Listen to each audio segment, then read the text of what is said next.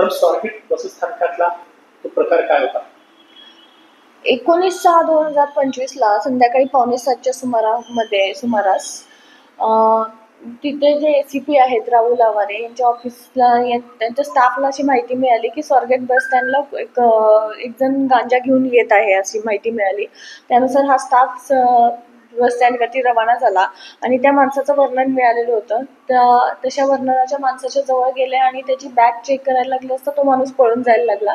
बॅगेमध्ये गांजा मिळाला. नंतर स्टाफने पळून त्या संबंधित व्यक्तीलाही पकडलं. तर त्याचं नाव आहे नितीन नरसिंह पाल, वय 26 वर्ष आणि तो आहे वेळापूरचा. मग त्याच्याकडे फर्दर इन्क्वायरी केली असता याच्यामध्ये अजून 2 लोक सामील असल्याचे दिसून आलं. याच्यामध्ये एक अल्ताफ तांबोळी म्हणून आहे आणि एक विठ्ठल शिवपाल म्हणून आहे. हे दोघंही वेळापूरचेच आहेत.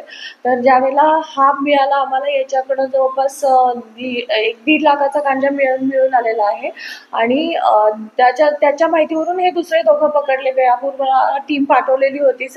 आमचे संपत राऊत म्हणून वन गार्डन पोलीस स्टेशनचे PI आहे त्यांच्या ह्याच्याखाली ती टीम पाठवलेली होती.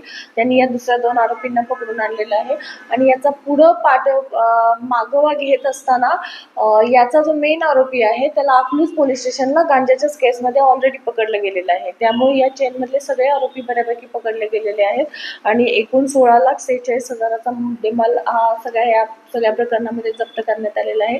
ही सर्व कारवाई माननीय पोलीस आयुक्त, सहपोलीस आयुक्त, अप्पर पोलीस आयुक्त यांच्या मार्गदर्शनाखाली राहुल आवारे आणि त्यांच्या टीमने केलेली आहे.